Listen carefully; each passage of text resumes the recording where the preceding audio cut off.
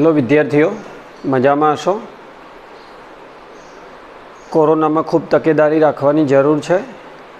तो घरे टाँटियो ना तकतो होय तो पण घरे ज रहेवुं, केम के आपणा विस्तारमां पण हवे इन्फेक्शन शरू थयुं एवुं ध्यानमां आव्युं छे। बीजुं एक ए पण बाबत है कि अत्यारे आपणी आसपासना बधा लोको आळस मोडमां होय, एटले केवुं के टाइम पास जुदी जुदी रीते करता होय, तो एमनी साथे रही अने आपणे एक्टिव मोड में रहेवुं ए खूब अघरूं छे। तो नियमित तैयारी थाय माटे एक टाइम स्लॉट तमे भणवाना अलॉट करी दो कि भाई केमिस्ट्री आटला कलाक, फिजिक्स आटला कलाक, राइट। जे पण आपवामां आवे क्वेश्चन, सूत्रों, थियोरीज ए बधुं बहु कम्पलसरी तैयार करवानी जरूर है कि जेथी तमारुं स्टडी रेग्युलर चालतुं रहे। जे लखो ए एवुं ना विचारशो सरने मोकलवाथी शुं फायदो, मोकलो पण खरी, जेथी मने पण उत्साह वधे कि बाकी शिक्षकोने पण उत्साह वधे आगळ काम करवानुं, राइट। तो आजे एलिंगहाम आकृतिना 2 विडियो आगळ आपणे अपलोड कर्या, जेनाथी एक टॉपिक एकदम क्लियर थई गयो हशे।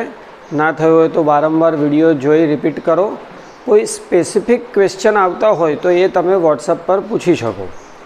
आजे आपणे आयरन ऑक्साइड, लोखंडना ऑक्साइडमांथी एफीनुं निष्कर्षण जोईशुं। एफीनुं निष्कर्षण ऑक्साइड खनिजोमांथी। आयरननी ऑक्साइड अयस्को Fe2O3 एटले हिमेटाइट, पण एनी साथे Fe3O4 एटले मैग्नेटाइट होय ज। आयरननी ऑक्साइड अयस्को छे Fe2O3 हिमेटाइट, एनी साथे Fe3O4 होय, पण ए थोड़ा प्रमाणमां होय, एने मैग्नेटाइट कहेवामां आवे। तो जमीनमांथी निकळेली आ ऑक्साइड अयस्कोनुं सौप्रथम संकेन्द्रण करवामां आवे। बोलो प्रथम स्टेप शुं थशे? संकेन्द्रण। पहेलुं एनुं संकेन्द्रण करवामां आवे, अशुद्धिओने दूर करवामां आवे। त्यारबाद निस्तापन करवामां आवे। निस्तापनना 2 पर्पज छे। एक एमां रहेलुं पाणी होय एने दूर करवुं, अने एमां कोई कार्बोनेट होय तो एने ऑक्साइडमां फेरवવું। त्यारबाद एनुं भूंजन करवामां आवे। भूंजनमां सल्फाइड ऑक्साइडमां फेरवाय। परावर्ती भट्ठीमां भूंजन करीए एटले सल्फाइड ऑक्साइडमां फेरवाशे। तो 3 स्टेप रिडक्शन पहला करे, संकेन्द्रण, निस्तापन, भूंजन। भूंजन बाद मळेली आयरन ऑक्साइडनी अयस्कने, भूंजन बाद मळेली आयरन ऑक्साइडनी अयस्कने कोक अने लाइमस्टोन साथे मिश्र करवामां आवे। आयरन ऑक्साइडनी अयस्क, कोक, लाइमस्टोन आ त्रणेयनुं मिश्रण एने वात भट्ठीमां उमेरवामां आवे। अहीं कोक रिडक्शन करता तरीके वर्ते, लाइमस्टोन ए फ्लक्स तरीके वर्ते। कोक रिडक्शन करता तरीके अने लाइमस्टोन छे फ्लक्स तरीके वर्ते। आ त्रणेयना मिक्सचर ने वात भट्ठीमां उमेरवामां आवे। अहींया कई फर्नेस वपराशे? वात भट्ठी, एने अंग्रेजीमां ब्लास्ट फर्नेस पण कहेवामां आवे। कोक ए अहींया रिडक्शन करता तरीके वर्ते, लाइमस्टोन ए फ्लक्स तरीके। कोक कई रीते आयरन ऑक्साइडनुं रिडक्शन करे? कोक आयरन ऑक्साइडनुं केवी रीते रिडक्शन करे अने केम वात भट्ठी वपराय? ए 2 प्रश्नोना जवाब थर्मोडायनेमिक्स आपणने आपशे। आखा रिडक्शनमां मुख्य रिडक्शननुं समीकरण आ थशे FeO plus carbon gives Fe plus CO। मुख्य रिडक्शननुं समीकरण शुं थशे? FeO plus carbon gives Fe plus CO। आ कुल समीकरण है, ओवरऑल समीकरण। ए 2 जुदी जुदी प्रक्रियाओनो सरवाळो छे। एमांनी एक प्रक्रिया FeOनुं रिडक्शन Fe मां, बीजुं कार्बननुं ऑक्सिडेशन CO मां। तो पछी हेज़ना नियम अनुसार आ कुल प्रक्रियानो डेल्टा G ए आ बंने प्रक्रियाना डेल्टा G ना सरवाळा जेटलो होय। हेज़ना नियम अनुसार आ कुल प्रक्रियानो डेल्टा G आ बंनेना डेल्टा G ना सरवाळा जेटलो। डेल्टा जी बराबर delta G FeO Fe delta G CO।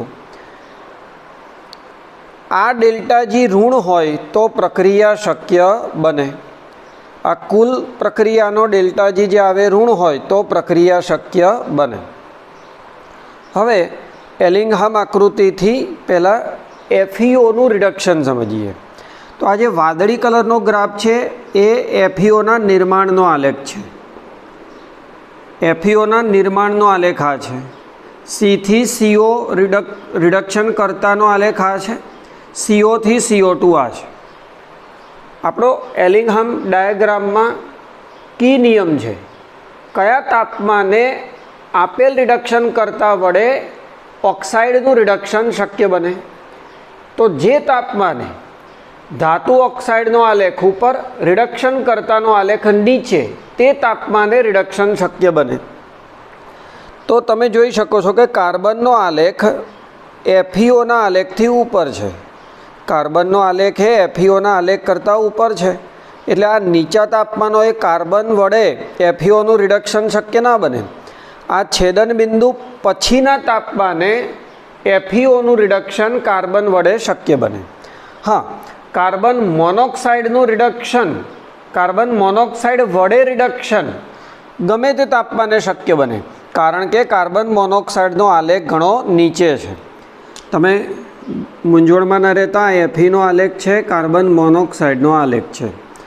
तो कार्बन मोनोक्साइड नो आलेख ऑलवेज नीचे है एटले कार्बन मोनोक्साइड वडे रिडक्शन नीचा तापमाने पण शक्य बने। जो तमारे कार्बन वडे रिडक्शन करवुं होय तो ऊंचुं तापमान जोईशे अने कार्बन मोनोक्साइड वडे कोई पण तापमाने। अहीं Fe धातु FeO में फेरवाय एनो आलेख ऊपर तरफ है। Fe कन्वर्ट्स टू FeO एनो आलेख ऊपर तरफ है। कार्बन CO में फेरवाय एनो आलेख नीचे तरफ है। Fe FeO में फेरवाय ऊपर तरफ, कार्बन CO में फेरवाय एनो आलेख नीचे तरफ है। 1073 थी ऊंचा तापमाने 1073 थी ऊंचा तापमाने तमे जोई शको कि धातु ऑक्साइडनो आलेख रिडक्शन करतानी ऊपर जाय छे। 1073 थी ऊंचा तापमाने धातु ऑक्साइडनो आलेख रिडक्शन करतानी ऊपर होय छे एटले के धातु ऑक्साइड वडे धातु ऑक्साइडनु कार्बन वडे रिडक्शन शक्य बने 1073 थी ऊंचा तापमाने। જ્યારે Fe2O3 કે Fe3O4 અહીં બે રિડક્શનની વાત છે। FeOનું રિડક્શન કાર્બન વડે તો 1073 થી ઉપર, Fe2O3 Fe3O4 એનું FeOમાં રિડક્શન કાર્બન મોનોક્સાઇડ વડે કરો તો નીચા તાપમાને થાય કેમ કે એનો આલેખ નીચે તરફ છે ઘણો। વાત ભઠ્ઠીની એક બહુ મહત્ત્વની ખાસિયત એ છે કે એમાં જુદા જુદા તાપમાનના ગાળામાં જુદા જુદા ઓક્સાઇડનું રિડક્શન થાય। જુદા જુદા તાપમાનના ગાળામાં જુદા જુદા ઓક્સાઇડનું રિડક્શન થાય। જેમ કે ઉપરના ભાગમાં ટેમ્પરેચર થોડું નીચું હોય ત્યાં Fe2O3 Fe3O4 એનું FeOમાં રિડક્શન થાય અને નીચેનો ભાગ જ્યાં તાપમાન ઊંચું છે ત્યાં FeOનું Feમાં રિડક્શન થાય। આમ હિમેટાઇટ જે છે Fe2O3 એ सीधो FeO में रिड्यूस ना थाय। Fe2O3 पहला FeO में रिड्यूस थाय, FeO Fe में रिड्यूस थशे। तो वात भट्ठी में तापमानना रेंजीस तापमानना गाळा अगत्यना छे माटे ज वात भट्ठी वपराय केम के वात भट्ठी जेवी भट्ठी छे जेमां जुदा जुदा झोन में तमे जुदुं जुदुं तापमान मेंटेन करी शको। वात भट्ठीना तळियेथी गरम हवा फूंकवामां आवे અને ત્યાં કોકનું દહન કરવામાં આવે। વાત ભઠ્ઠીના તળિયેથી ગરમ હવા ફૂંકવાની, કોકનું દહન કરવાનું એટલે કોક બળે એમાં ઉર્જા મુક્ત થાય। તાપમાન જાળવી રાખવા ઉર્જાનો મુખ્ય સ્ત્રોત એ કોકનું દહન જ છે। તાપમાન જાળવી રાખવા ઉર્જાનો મુખ્ય સ્ત્રોત એ કોકનું દહન છે। कार्बनना दहनथी कार्बन मोनोक्साइड बने, हीट उत्पन्न थाय। ए उष्मा अने कार्बन मोनोक्साइड ऊपर तरफ गति करे। ऊपर तापमान नीचू होय ज्यां Fe2O3 Fe3O4 ક્રમિક પ્રક્રિયાઓ દ્વારા FeOમાં ફેરવાય. અહીંથી કાર્બન મોનોક્સાઇડ અને ઉષ્મા ઉપર જાય. ઉપર લો ટેમ્પરેચર ઝોન છે જ્યાં Fe2O3 Fe3O4 એ ક્રમિક પ્રક્રિયાઓ દ્વારા FeOમાં રિડક્શન પામે. જોઈએ આપણે કે નીચા તાપમાને કઈ પ્રક્રિયા થાય, ઊંચા તાપમાને કઈ પ્રક્રિયા થાય. નીચો તાપમાનનો ગાળો જેમ કે 500 થી 800 કેલ્વિન. નીચો તાપમાનનો ગાળો કયો થશે? 500 થી 800 કેલ્વિન. 500 થી 800 કેલ્વિન તાપમાને Fe2O3 આ રીતે રિડક્શન પામે. આ સમીકરણ યાદ રાખવાની ટ્રીક છે. દરેકમાં CO આવે, CO2માં ફેરવાય. Fe2O3 CO તો Fe3O4 CO2, Fe2O3 CO, Fe3O4 CO2. Balance કરીએ તો Fe3 છે ને 2 વડે, Fe2 છે ને 3 વડે. Fe3O4 CO, Fe plus CO2, Fe3O4 CO, Fe plus CO2. એ જ પ્રમાણે Fe2O3 CO એક ફેરવાશે FeO પ્લસ CO2. એ જ સાથે જે શરૂઆતમાં આપણે લાઇમસ્ટોન ઉમેર્યો હતો એ ગરમીથી વિઘટિત થાય CaO પ્લસ CO2માં. ઊંચા તાપમાનનો ગાળો હોય 900 થી 1500 કેલ્વિન. આ 900 થી 1500 કેલ્વિને ઊંચા તાપમાનનો ગાળો છે 900 થી 1500 કેલ્વિન. 900 થી 1500 કેલ્વિને કાર્બન ડાયોક્સાઇડ સાથે CO બનાવે. Carbon plus CO2 gives CO. FeOનું CO વડે રિડક્શન થાય Fe પ્લસ CO2. FeOનું CO વડે રિડક્શન થાય Fe પ્લસ CO2. અને જે કળીચૂનો બન્યો એ અશુદ્ધિ રેતી સાથે સ્લેગ બનાવે, કેલ્શિયમ સિલિકેટ. કળીચૂનો બન્યો તો જે લો ટેમ્પરેચર ઝોનમાં તે રેતી જે ગેંગમાં હોય એની સાથે સ્લેગ બનાવે.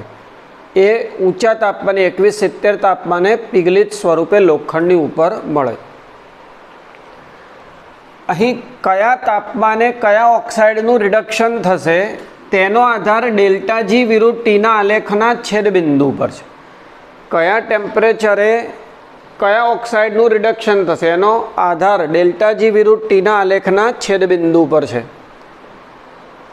જે વાત ભઠ્ઠીમાંથી સૌ પ્રથમ લોખંડ મળે એને કાચું લોખંડ કહેવાય. એ સૌથી અશુદ્ધ સ્વરૂપ છે. આ કાચું લોખંડ વાત ભઠ્ઠીમાંથી મળે તેમાં 4% કાર્બન હોય.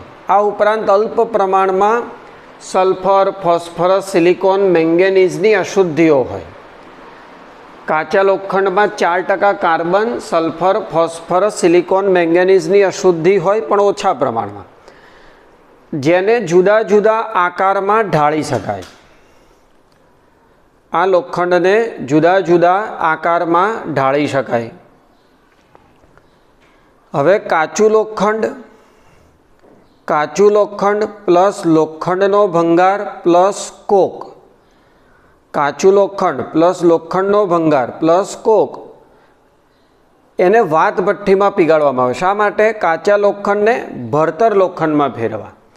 કાચા લોખંડને ભણતર લોખંડમાં ફેરવા માટે કાચું લોખંડ, લોખંડનો ભંગાર, કોક ત્રણના મિશ્રણને વાત ભઠ્ઠીમાં પીગાળવામાં આવે. કાચું લોખંડ, લોખંડનો ભંગાર, કોક આ ત્રણના મિશ્રણને વાત ભઠ્ઠીમાં પીગાળવામાં આવે તો એમાંથી ભણતર લોખંડ મળે, જે લોખંડનું થોડું ઇમ્પ્રુવડ શુદ્ધ સ્વરૂપ, જેમાં કાર્બન 3% હોય. કાચા લોખંડમાં કેટલો હતો? 4%. એની સાપેક્ષ અહીંયા 3%. ઉપરાંત તે સખત અને બરડ હોય. ત્યારબાદ જોઈએ ભણતર લોખંડને ઘડતર લોખંડમાં કેવી રીતે ફેરવવું. હવે ભણતર લોખંડને ઘડતર લોખંડનું બીજું નામ છે દબનીય લોખંડ, અને તે વ્યાપારિક ધોરણે મળતું લોખંડનું સૌથી શુદ્ધ સ્વરૂપ છે. ઘડતર લોખંડ અથવા દબનીય લોખંડ એ વ્યાપારિક ધોરણે મળતું લોખંડનું સૌથી શુદ્ધ સ્વરૂપ છે. ભણતર લોખંડને હિમેટાઇટનું પડ ચડાવેલી પરાવર્તી ભઠ્ઠીમાં, ભણતર લોખંડને હિમેટાઇટનું પડ જેમાં ચડાવેલું એવી પરાવર્તી ભઠ્ઠીમાં અશુદ્ધિઓનું ઓક્સિડેશન કરી ઘડતર લોખંડમાં ફેરવવામાં આવે. ભણતર લોખંડ લઈ શેમાં લેવાનું? હિમેટાઇટનું પડ ચડાવેલી પરાવર્તી ભઠ્ઠીમાં, અને ત્યારબાદ એમાં અશુદ્ધિઓનું ઓક્સિડેશન થાય, એ સ્લેગમાં ભળી જાય અને તમને ઘડતર લોખંડ મળે. હિમેટાઇટ એ લોખંડમાં રહેલી કાર્બનની અશુદ્ધિનું સીઓમાં ઓક્સિડેશન કરે. હિમેટાઇટ કાર્બનની અશુદ્ધિઓનું સીઓમાં ઓક્સિડેશન કરે. Fe2O3 carbon, FeCO. અહીં અભિવાહ તરીકે લાઇમસ્ટોન વપરાય. લાઇમસ્ટોન અભિવાહ તરીકે વપરાય, ફ્લક્સ તરીકે એ અશુદ્ધિઓને દૂર કરે. સલ્ફર, સિલિકોન, ફોસ્ફરસ ઓક્સિડેશન પામે. ઓક્સિડેશન પામે એટલે સ્લેગમાં ભળી જાય, ઓક્સિડાઇઝ સ્વરૂપ એમના સ્લેગમાં ભળી દૂર થાય. આ ભઠ્ઠીમાંથી લોખંડ મળે, જે ઘડતર લોખંડ હોય એની ઉપર સ્લેગ હોય, એને થીજાવી રોલર વચ્ચેથી પસાર કરવામાં આવે તો લોખંડ પસાર થઈ જાય, સ્લેગ નબળો હોવાથી તૂટીને દૂર થઈ જાય. આ વાત ભઠ્ઠીની સિમ્પલ એક આકૃતિ છે. આ ઓરણી કહેવાય, જેમાં બધી બાજુથી કાચી ધાતુ એટલે કે અયસ્ક, લાઇમસ્ટોન અને કોકનું મિશ્રણ દાખલ થશે. જુદા જુદા ઝોનમાં જુદા જુદા ટેમ્પરેચર હશે. પિગલિત સ્લેગ ઉપર હશે, પિગલિત લોખંડ નીચે, જેને બહાર કાઢી શકાય. તો આ થયું Feનું નિષ્કર્ષણ. તો થિયોરેટિકલ પોઈન્ટ છે, પણ થોડું સમજવાનું છે રિડક્શન કરતાનું સિલેક્શન ને બધું. તો તૈયાર કરી અને થિયરી લખીને મોકલજો. નેક્સ્ટ ટાઈમ આપણે કોપર અને ઝિંક આ બેનું રિડક્શન જોઈશું. Thank you.